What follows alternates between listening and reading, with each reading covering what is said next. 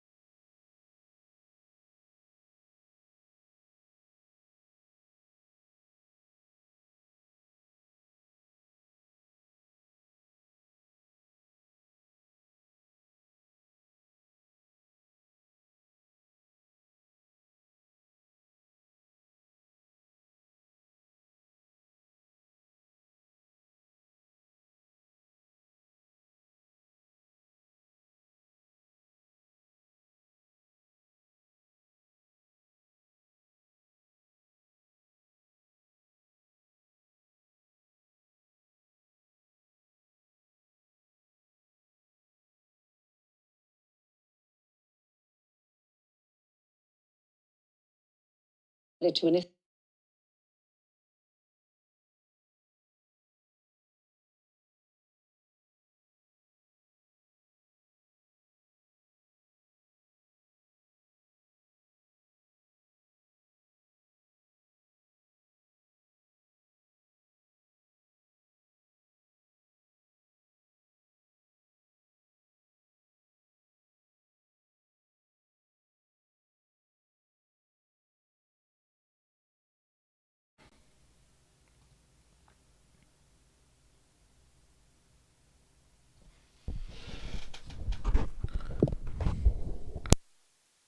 What?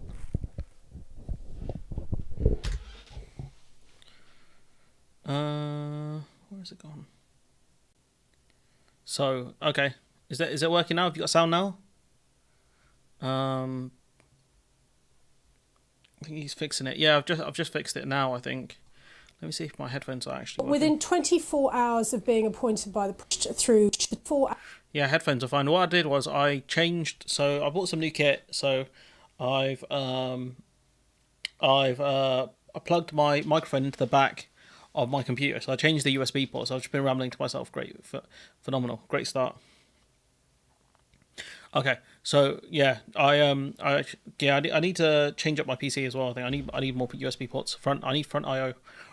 So what happened was I changed the USB port I'm using to the one on the back.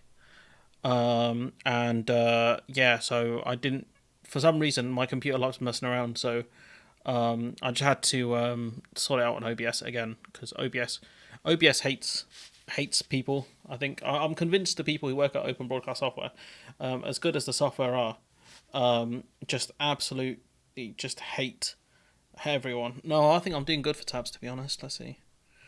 Not on my second screen, but we're at 71% RAM usage, so we're doing okay. But it's I'm trying to sort out the Stream Deck, so I don't know how to actually get it working. So that's within fun. 24 hours. So that's the only button I've managed to figure out so far, the play pause button, which is not very helpful. But we move. I've got a lot less tabs. Yeah, it's because I've actually got some work done this week. I've actually got some recording done. Managed to get through some videos yesterday, and I don't think there's been a ton to talk about, to be honest.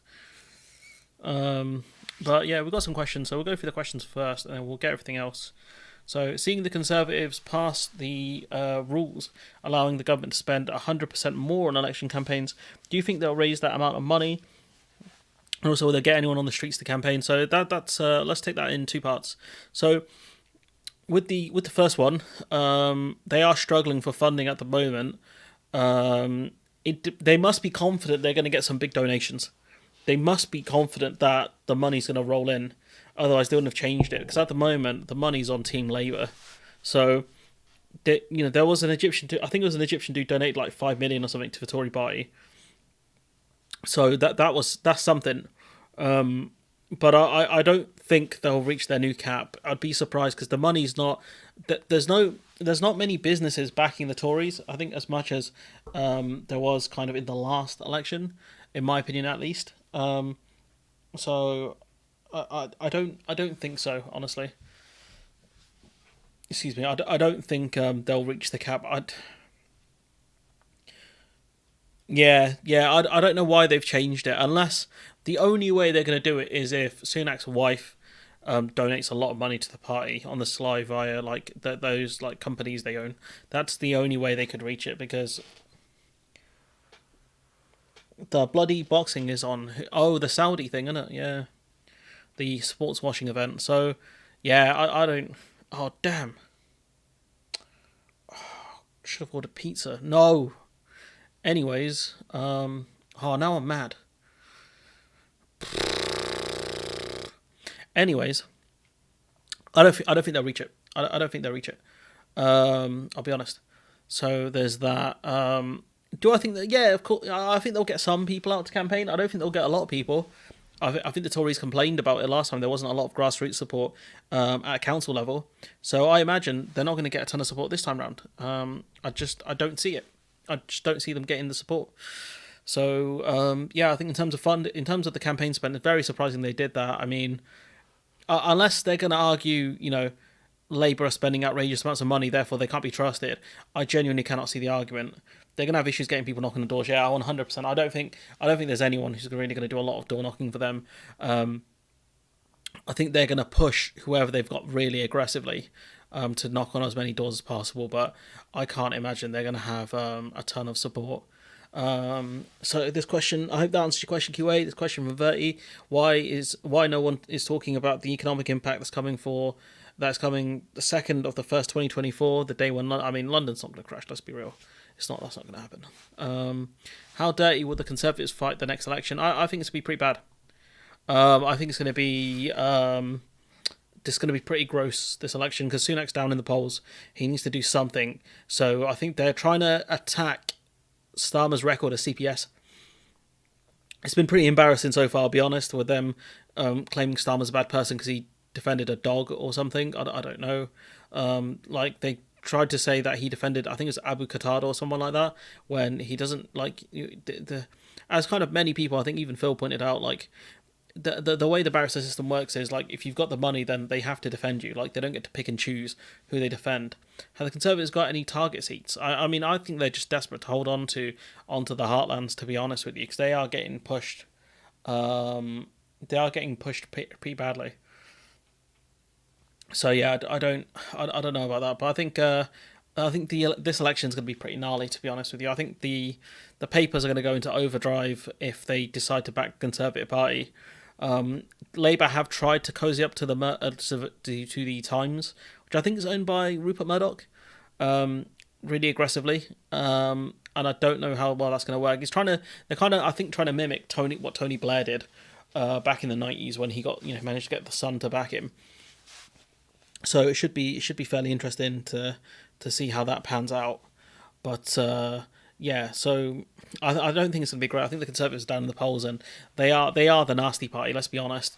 I think Labour have tried to play that game a fair bit, but I can see the Savile smears coming out. I can see the Savile smears. The Sun and the Times are both, I believe so, yeah. Murdoch liked to back a winner. That is true. Murdoch does like to back a winner. So it's possible that he will back Starmer and then, say to Starmer, you won because of me. Don't forget you owe us. That's possible. That's very possible. We'll see how that one pans out, but we'll leave that one. We've got Big Keir. Labour plans to dump its 28 billion green investment pledge. I've already got a video on that. That should come out tomorrow, and then I've got something special for you guys on Tuesday. Oh, the stream's lagging. You hate to see it.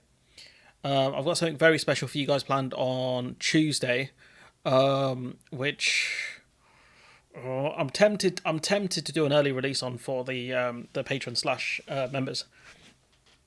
It's tempting. So I'll have to think about that one. There needs to be a Leveson inquiry number 2. Do you know what's very surprising, Euro? And I'll tell you, right? This is funny, because I might as well give you guys some spoilers. Graham Hughes called for a Leveson 2 inquiry, or the Leveson 2 to be pushed or whatever, and Labour have ruled it out. So this week, Labour have ruled out Leveson 2.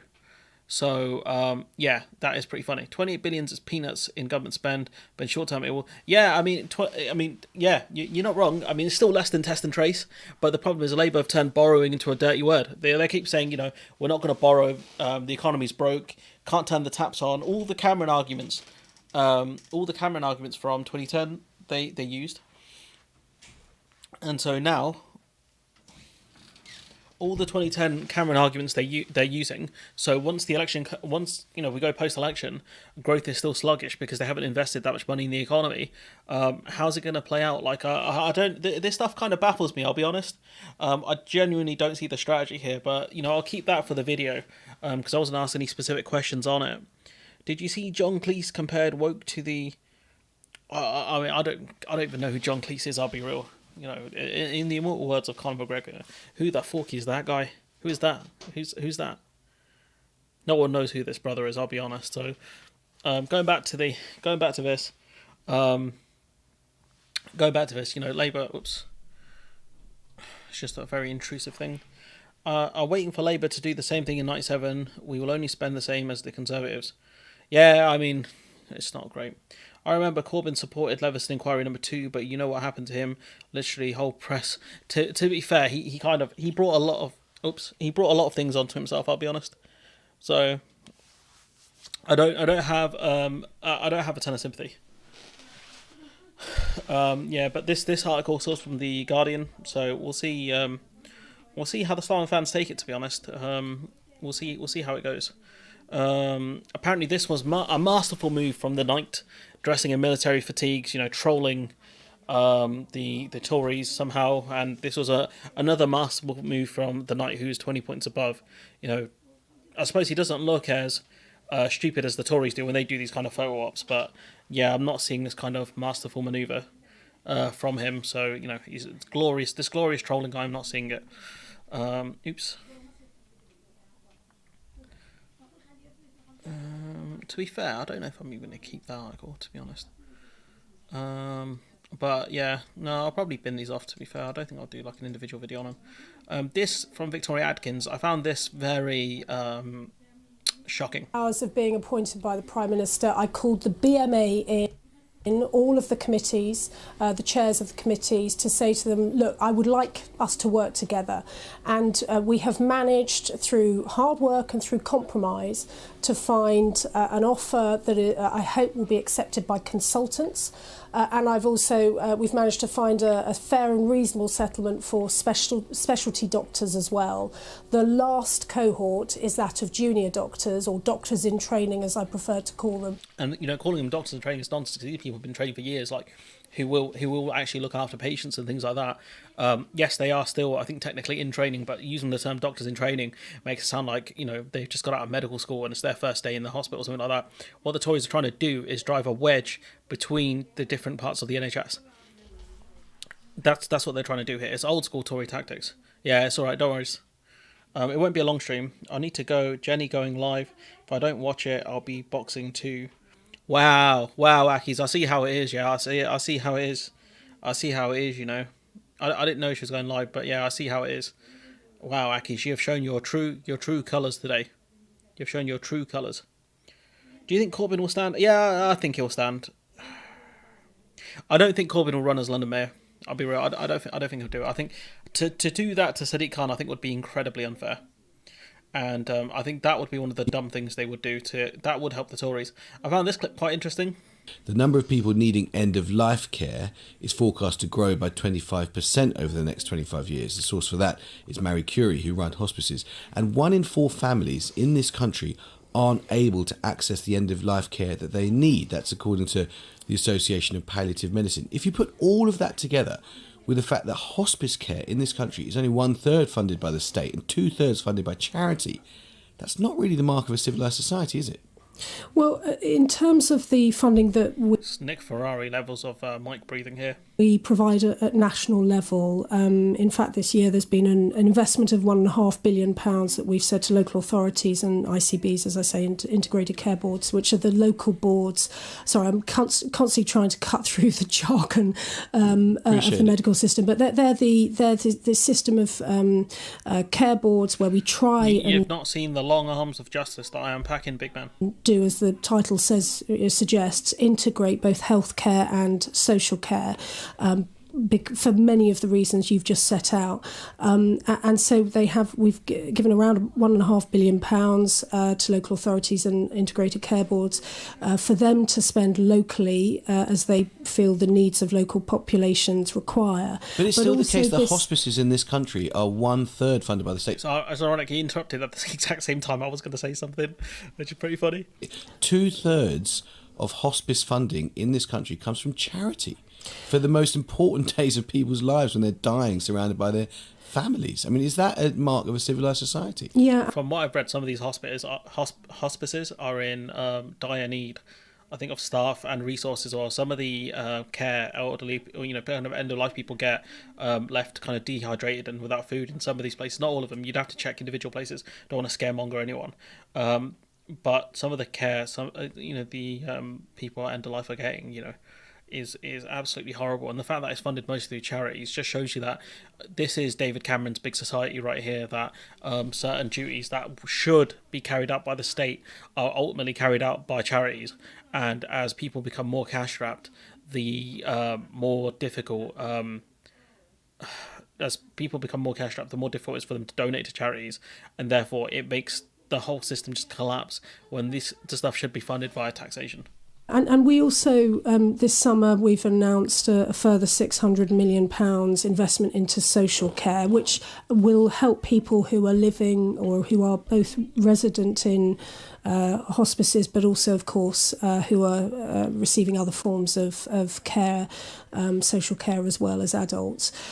So in terms of the funding model as a whole, this is, are all the ministers just completely sleep-inducing, honestly? Historically, this has built up. I think we would like the money that provided at national level to be spent as well as possible. That's obviously, you obviously want value for the taxpayers' money. But Yeah, it's just, you're not talking about any fundamental change. As we look ahead, going into an election year, hospices will still be 1/3 funded by the state and 2/3 funded by charities. That's going to be the long-term trend.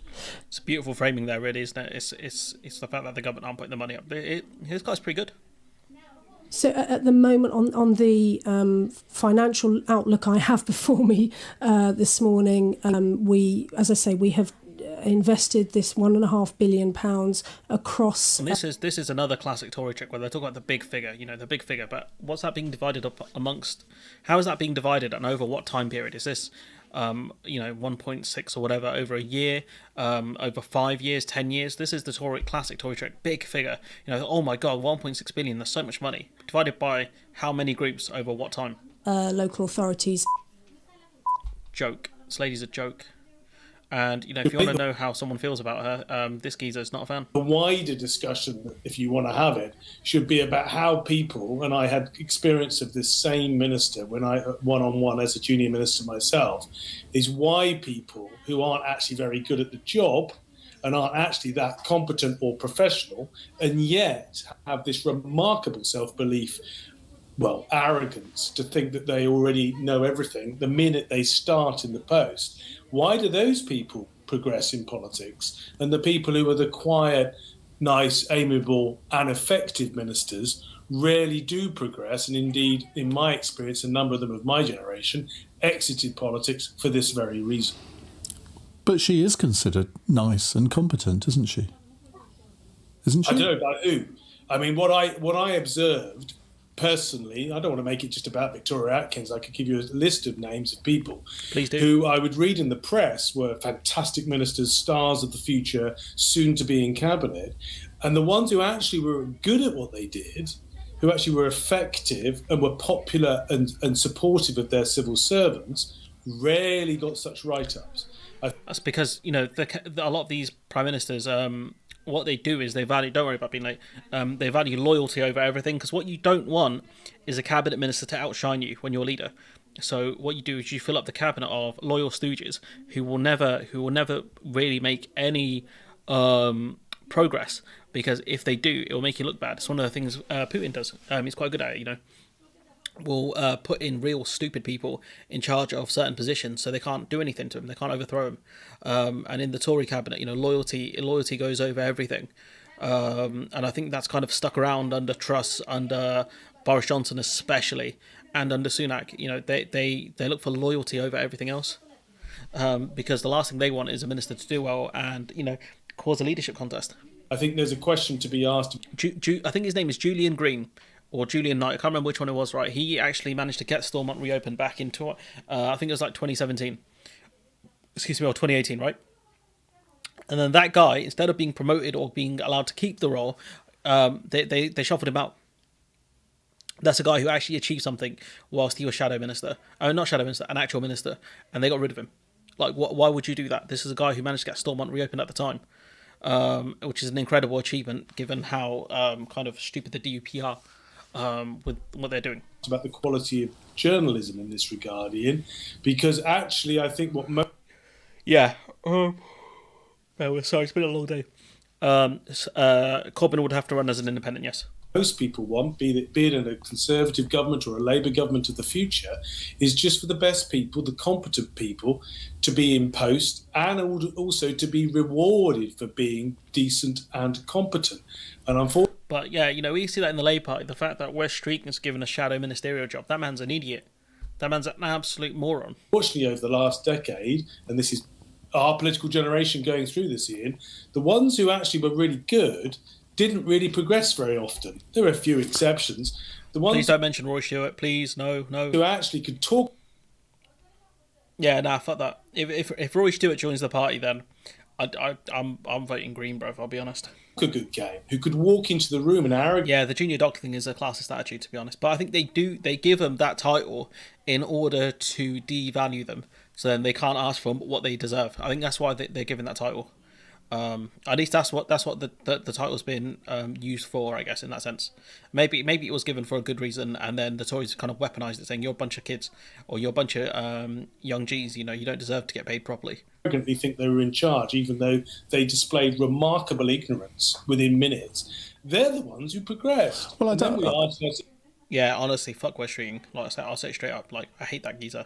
I genuinely detest him. Why are we in so many problems with? But he's not there. He's not in the shadow cabinet because he's competent. He's in the shadow cabinet because he's loyal, and because he takes a lot of heat away from Starmer because he says dumb stuff. Have Campbell rejoined? I don't think Campbell has rejoined the Labour Party. I think there's an open invitation for him, but I don't think he has. With regards to the quality of our governance. Well, I don't disagree with much of that, but I certainly would. Yeah, no, I hate Wes Streeting, and I really don't like Rory Stewart, so wouldn't put Victoria Atkins in that category. And having listened to what she said there, I didn't detect any unfortunate tone. And she's using a phrase that the BMA. No, I didn't. And oh, that's all right then. If she's polite, then it's all good. This is a very awkward. Sorry, Mike. I don't know how to pause the screen without you looking terrifying. There we go. That'll do. Let's see. What else we got? We got something from Andy Burnham. I didn't believe it was real. I thought it was a parody tweet that somebody put out.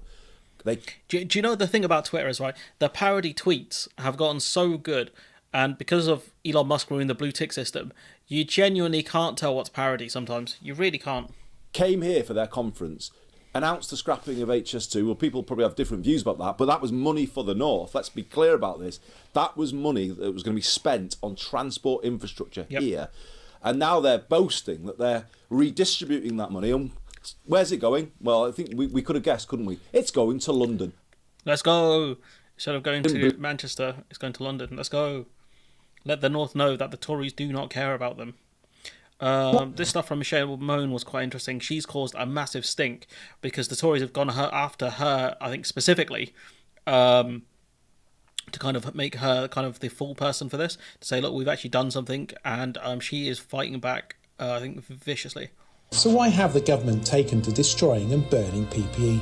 Because with the exception of goggles, non-sterile gowns and face shields, the rest of PPE has a shelf life. But as far as I'm aware, and I'll say allegedly here because I don't want to get sued, I don't think the PPE that Michelle Mone gave was up to standard to be able to be used in the NHS. Now, that might not be her fault. It might be that she gave the stuff that the government actually requested, but was unusable because we saw the government buy PPE from Turkey that was ultimately unusable. Just a small donation for you. I'll disagree with some of what you say, but I value your material. That disagreements are fine. I think for me, it's thank you for the super chat. I really appreciate that. That will go into probably the pizza fund. I'll be honest. For me, if you have a disagreement, okay, that's fine. But all I ask is you back up what you're saying with facts and evidence, or at least try and give an argument that's decent, even if it's a theoretical one. If your argument is, well, I hope they'll do the right thing, like what? No, like stop it. No, just stop it. Just stop it. Honestly, just stop it. So I just have I would love to have substantive discussions with people that are extremely pro Labour and vote Labour no matter what. All those people, right? I would happily have those discussions with them. I'm probably going to release a video soon. It's going to be made public that it's not going to win me any favour with those people. But like I said, it's okay to have disagreements with people over policy and direction. That's fine. It's when you start belittling and mocking people, that's where I get a bit frustrated. So, having disagreements is fine. If you're trying to, let me put it this way, if you're trying to do a battle of trolling and memeing against me, you ain't going to win. You ain't going to win. So don't go down that route, because I am 60% troll. I grew up in meme culture, you're not going to win. So, try the substantive route. If you've got actual ideas, go for it. I'd happily have discussions. For a long time now, for probably over a year, I've wanted to do Discord phone-ins with people, in the audience or wherever. I don't care. I would genuinely love to do it. So, I'm okay with disagreements. But you saying you appreciate my material or you value my material is great. Honestly, I really appreciate that. That means a lot, especially in weeks where I do have a lot of, I think, crisis of confidence regarding content and editorial direction. So that does mean a lot. But we move. We go on to the next bit. The National Audit Office found that I do wonder who made this video as well. It's not clear who made 51% of excess stock had an expiry. Fair enough. You're an Ash Starkar type person. Date of less than 6 months, with the maximum shelf life being 2 years. So, most of the PPE bought by the government, The dramatic music as well, is long out of date and can't be used. And you can see from this footage from June 2023, large amounts of unused PPE gowns at a nature reserve near Southampton are waiting to be destroyed. What a shocking waste of public money. But who is responsible? Well, this man, Sir Chris Warmold, Permanent Secretary for the Department of Health and Social Care, was personally responsible for signing off all the contracts. Serious questions now need to be... So this kind of argument she's trying to make here, it doesn't make sense. She's saying, this geezer here, Sir Chris Warmold, I probably should figure out how to pronounce him. He's got serious questions to answer. Yeah, he does. About signing off these contracts. But the question is, were you given favourable treatment when you put in the bids, and did you disclose any conflicts of interest when you put in your bids for selling PPE? That's the real question. It's all well and good saying, ministers like Gover and Lord Bethel, whatever his name is, have questions to answer, right? But there are still questions around what you have said and done regarding the issue around PPE. And you got this from Sangeeta of LBC. It's in the back. I should have seen that. Saying, Miss Mone, you may be right. Perhaps Mr. Wormold does have questions to answer. However, may I suggest you take your own advice and return to the UK to answer the questions of the National Crime Agency. And the fact that, she can't be extradited or anything like that, or maybe I don't know. I think she should be, if she's not going to come here willingly, I think she should be extradited if it's possible. And £4 billion is, we're talking, £4 billion just burnt, just absolutely wasted. it's kind of nuts. You know, the Tories are trying to talk about Labour and unstable borrowing or whatever. It's like, you wasted 4 billion on PPE alone. Forget test and trace. Forget what's her name? The Serco lady, the test and trace one. Friend of David Cameron. Forgot her name. Someone will remind me. The lady who fails upwards. Big achievement, that. A trait I respected anime characters, but not in real life people. I can't remember her name. QA would probably remember if he's still here. The lady who ran... that's it. Dido Harding. That's the one. Yes. So you got this from Bethel, right? Lord Bethel saying, Michelle Mone wasn't honest about her financial interest to me. She didn't explain from the beginning about her involvement. Her messages below were typical. It wasn't in the register of interest. So this is a big... I've got this video actually here, so we'll talk about that separately. So he goes, "Hi James, it was great speaking to you yesterday. As you know, every country has different requirements. The team at PPE MedPro have asked for information on what the criteria is for UK COVID test kits in terms..." Excuse me, sorry, I just drinking a fizzy drink. So she's asking what is the criteria. Now, this is not evidence of her not disclosing things, but what this is evidence of, in my opinion, is her asking what the criteria is. And if she has actually met the criteria for the testing and the COVID kits, then I think this will fall on the government's failure, really. But you know, she should have disclosed that she had an interest in the company. And this whole thing of, it's not my money, it's my husband's money, it's like, but you're the beneficiary of the trust. Like this, that her argument doesn't make sense, because ultimately her family will benefit if it's not her directly. So you got this from Dishi Rishi. Couple of things to say. First of all, that this whole situation is subject to an ongoing criminal investigation, but also the government is taking legal action against the company involved. So there's a limit to what I can say, other than to say we take all these things incredibly seriously, and that's why the government's taking legal action, and because there's a criminal investigation ongoing, I can't comment any further.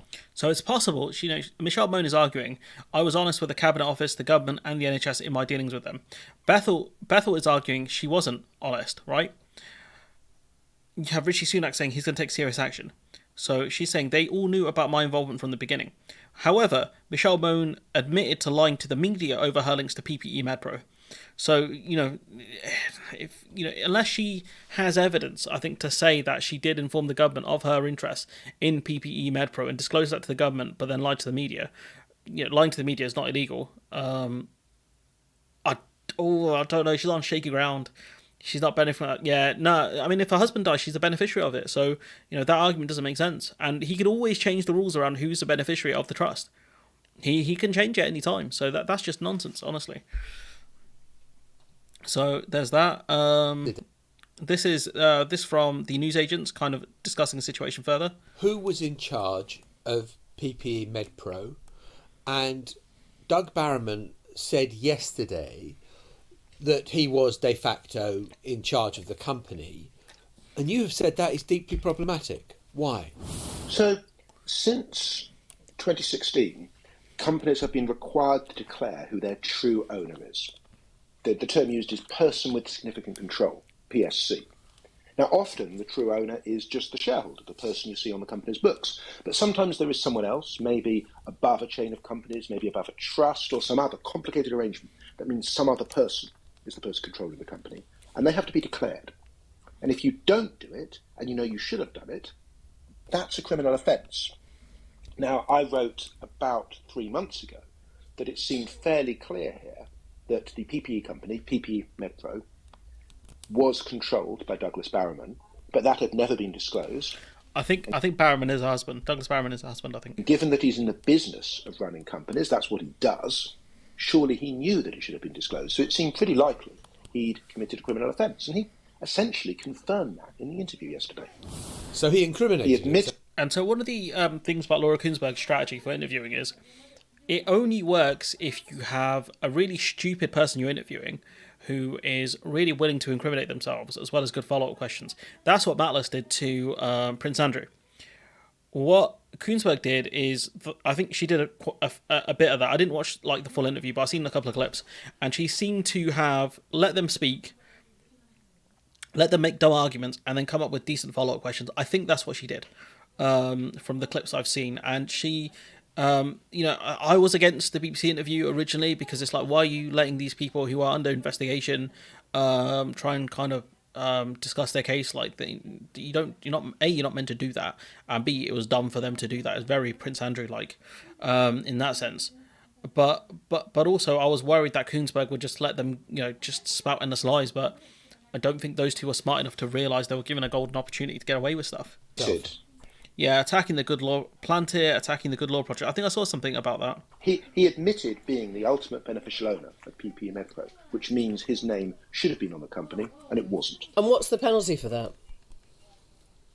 Potentially an unlimited fine and up to 2 years in jail. Let's go. However, the prosecutions for breaches of these rules have been noticeably absent. I wonder why. This seems a case which is both high profile and extremely obvious, and if the authorities won't prosecute... I think this is a thing where a lot of oligarchs would use this kind of system, so they wouldn't name a small gift. Thank you, Sock. That's I appreciate that a lot. Any super chat amount is greatly appreciated, honestly. I think a lot of the oligarchs use this system to not put their true name on the list of interests, so then they can get away with stuff. This case, then that sends a clear signal that you can just ignore these rules entirely with complete impunity, which is really the flavour of the interview yesterday, that Barrowman thinks he has complete impunity, and because it was inconvenient for him to disclose his ownership, he just didn't do it. Dan Edel, thanks for really enlightening us on that one. Really helpful to talk to you. Thank you so much. Thanks a lot, Dan. This is the one guy. If you're having a tax problem, this is the one guy you don't want to see on the TV. Honestly, he's very good. He's very good at these clips. We're going to be moving on to Sunak and the by-election that's coming up in Wellingborough because Peter Bone is gone. See ya, chump.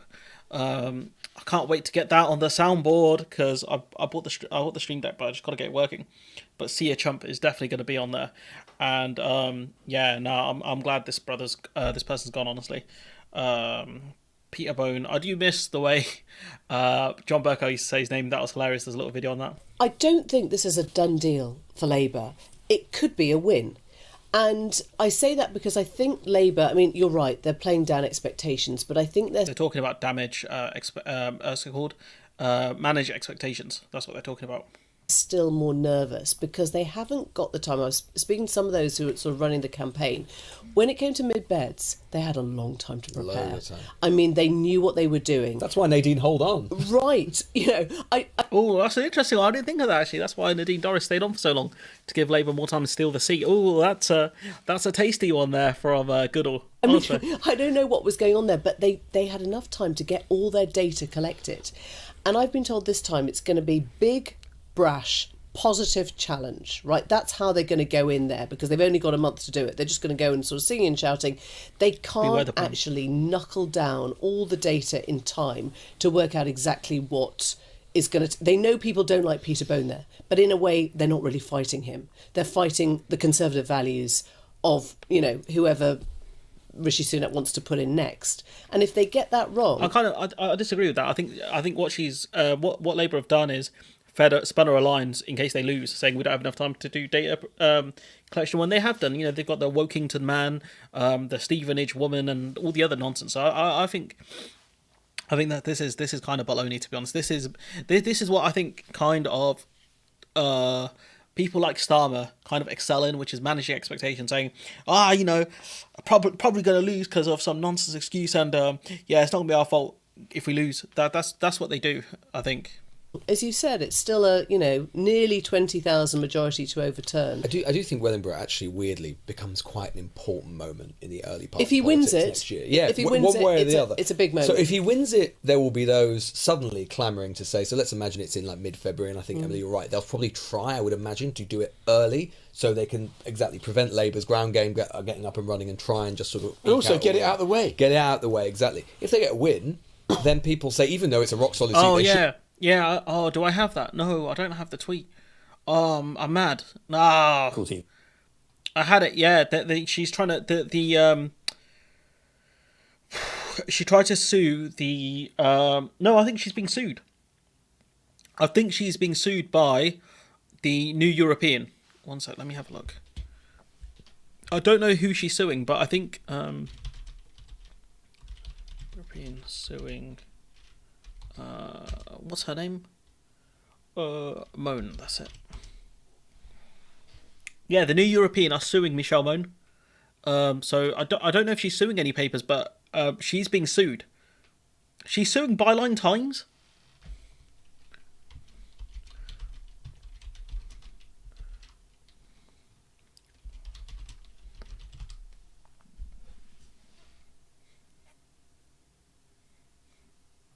I can't see anything on that. No, I can't see anything on that. I'm seeing like her lawyers trying to back out. Michelle Mone's lawyer distanced himself from Baroness claims she lied on his advice. I'm not seeing anything on her suing Byline Times. She's being sued by that. She's being sued by the New European. I think maybe you might have misread it. I'm not sure, but yeah, no, yeah, that would have been a scary one if she's gone after Byline Times. They do good work. I quite like them. I do. I think it's like £3 a month. I pay to them. I don't read a lot of their articles unless it's relevant to YouTube, but they do. It's good. It's good practice to support media outlets you like mine. If you like mine, you should support mine. But it's always important, especially journalistic outlets. Journalism is dying. It's important to support actual journalists. So like, yeah, the ones you like.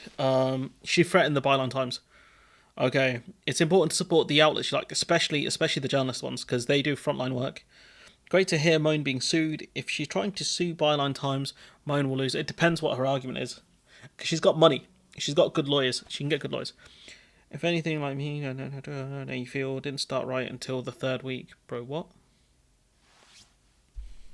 Should be winning it. People will be going, nice bit of momentum. Things aren't for that bad. Sunak. Yeah. We're getting up to the local elections. Remember, dissolution. If there's going to be an election in May, they will have to dissolve Parliament by late March. So it will not be. There won't be much time between Wellingborough and that. If they lose, then you will see internal opponents of Sunak saying, look at this. Look, we've had mid-bet. Look at us.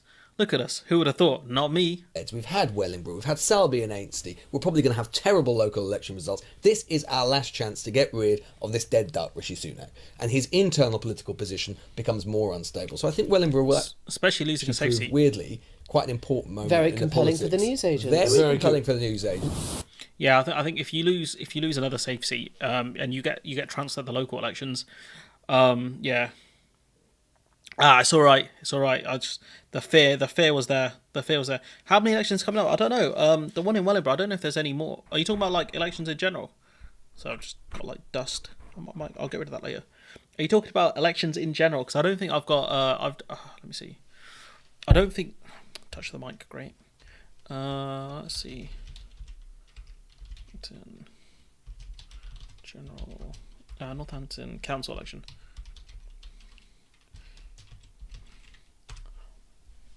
I can't remember when it says 21, so 4 years. So I'll be wait, the next scheduled election will be 25. Why? So held over 4 years. Well, no, that makes sense. I can't do maths. There we go. So yeah, I've got a while left to the election. Bone, not sure if anyone else quit. I don't think there's any more. I don't think so. It's a final piece I want to discover. I think Roshin's not here, but she would appreciate this one, so we move. The Irish government is set to sue the UK government over the ECHR following the enactment of the Northern Ireland Troubles legislation earlier this year. Rwanda warned the UK not to breach the ECHR. Rwanda were like, yo guys, leave it out. So. Yeah, I think they could be finished. We might actually be looking at the end of the Tory party, I think the most successful political party.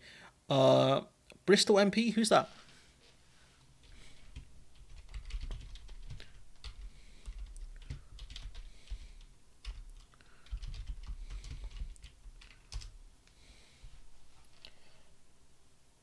Oh, the guy who got done for saying he was corrupt. Yeah, I know who you're talking about. That the geezer who was like, I follow ministers around and ask them questions and all that nonsense. Yes, I know who you're talking about. Yeah. So that's two, I think. So yeah, I think his one we're waiting on to get the result. Coleman Eastwood did a good video explaining why everyone here is against the Legacy Act. Okay, that's interesting. Can you send me that on Discord? I'll have a look. The House of Commons Library published the official list of MPs standing down. Yeah, there's a long list. The government has decided to initiate a legal challenge against the United Kingdom in the European Court of Human Rights following the enactment of the Northern Ireland Troubles legislation earlier this year. The legislation provides for an amnesty for crimes committed during the Troubles. Families of victims of the Troubles have united in condemning the UK's Legacy Act, which became... It's more than just Northern Ireland as well. I think it protects soldiers from actions they committed in Afghanistan and Iraq. So it's more than just Northern Ireland. Law in September. Do you think Peter Bone will stand, or do you think the Tories will stand? Nah, they'll put someone else in, won't they? I mean, I can't see. I think they'll go for someone fresh. I don't think it'll be Peter Bone. That guy. I don't think he's that liked by someone like Sunak, anyways, because Bone is a rebel. The new act offers a conditional amnesty to soldiers and others involved in crimes during the Troubles. It will also halt future civil cases and legacy inquests. All political parties in Northern Ireland have also opposed the law. Today, the Irish government confirmed its legal action, saying the act contravenes the European Convention on Human Rights. I think this is the honourable approach. We are co-guarantors of the Good Friday Agreement. We believe that the Legacy Act injures the Good Friday Agreement, violates a core part of the Good Friday Agreement, which is the human rights foundations. It is in breach, in our view, of international human rights. That's why we've been calling on the government for some time to take this interstate case, and we now welcome the fact that they have done so. Multiple Troubles victims and family members are supporting a legal challenge against aspects of the Act. Who's that? Who's Miriam Coates? Was it Miriam? Is that the one? I think. Did someone did a video on her recently? I think is she blonde? Let's see. What does she do?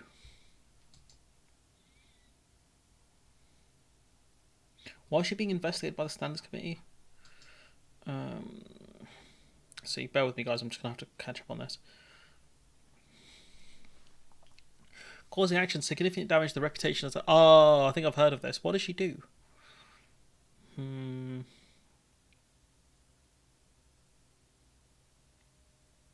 Oh, we don't know. We don't know what she's done.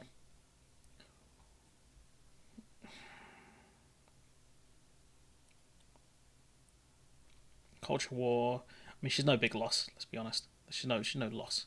She's no loss to British politics. This could be another one. We'll see how that one goes. Yeah, we'll have to wait and see then. At Belfast High Court. This is a decision of seismic proportions. It will afford so many families so much hope and peacefulness at this special time of year.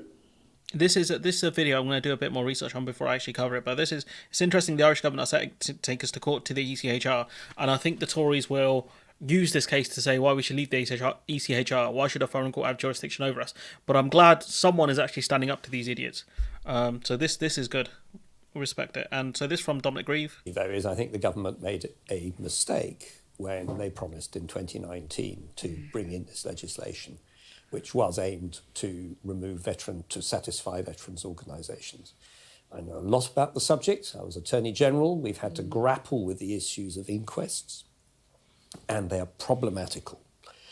But to just try to cut through that and say there are going to be no more inquiries, whether it's about terrorist or prosecutions, whether it's about terrorist action or the action of our own armed forces, it succeeded in uniting everybody in Northern Ireland who said that they didn't want it. Quite hard to do. Quite a hard thing to do. And I'm afraid that the Irish government's position is perfectly understandable, although Robert Buckland rightly made the point they didn't have to do this because it's going to go to the European Court of Human Rights anyway, because there are individual challenges that have been brought. So, if that's the case, I think the Irish government did it to send a message to the British government to say, stop messing around and doing dumb shit like this. I think that's why they did it. It is in part a piece of... It also means that the Irish government will be directly funding a legal case against the UK, and that comes with access to a lot of lawyers, given the fact that the Irish government can put a decent chunk of money into this. So this is good news.